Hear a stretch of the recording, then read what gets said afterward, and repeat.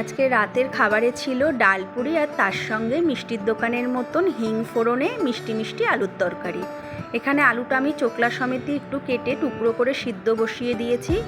এদিকে কড়াইতে সর্ষের তেল গরম করে শুকনো লঙ্কা, পাঁচফোড়ন, তেজপাতা ফোড়নে দিয়ে কিছুটা হিং দিয়ে দিলাম। গ্রেট করা আদা আর কাঁচা লঙ্কা চেরা দিয়ে একটু নাড়াচাড়া করে দিয়ে দেবো পরিমাণ মতন হলুদ, নুন আর একটু লঙ্কার গুঁড়ো। দিয়ে দিলাম কিছুটা কসুরি মেথি। সামান্য জল দিয়ে একটু মশলাটা কষে নেব। এবার দিয়ে দেব সেদ্ধ করা আলুটা, দিয়ে হালকা হাতে নাড়াচাড়া করে দিয়ে দেব জল। এই তরকারিটা খুব একটা ঘন হবে না, একটু ঝোলঝোল টাইপেরই হবে। প্রায় হয়ে এসছে। নামানোর আগে একটু মিষ্টি দিয়ে দিলাম আর একটু ম্যাশার দিয়ে আলুগুলো ভেঙে ভেঙে দিলাম।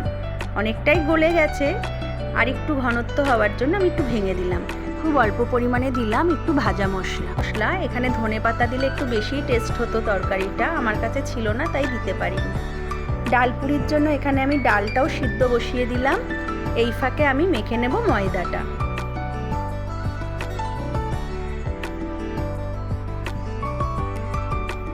ডালটা প্রায় সেদ্ধ হয়ে এসেছে।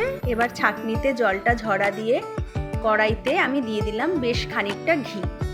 ঘিটা গরম হলে পরে দিয়ে দিলাম গ্রেট করা আদাটা। একটু নাড়াচাড়া করে এবার দিয়ে দিলাম সেদ্ধ করা মুগ ডালটা। দিয়ে দিলাম পরিমাণ মতো নুন, মিষ্টি আর একটু ভাজা মশলার গুঁড়ো দিয়ে খুব ভালো করে এটা নাড়াচাড়া করে নেব।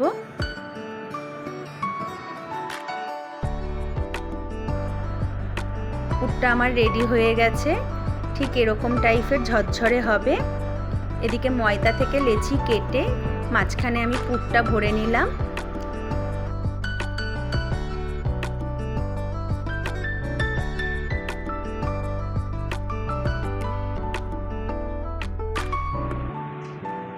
কড়াইতে সাদা তেল গরম করে আস্তে আস্তে ডাল পুরিগুলো আমি ভেজে নেব।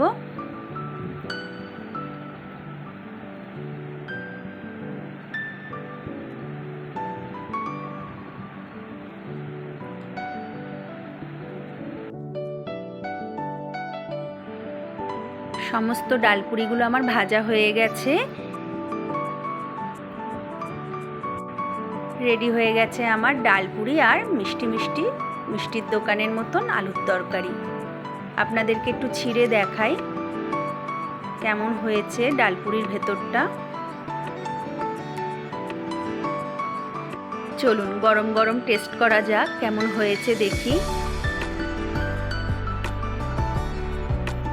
ও তো বলছে ঠিকঠাকই আছে, দেখা যাক।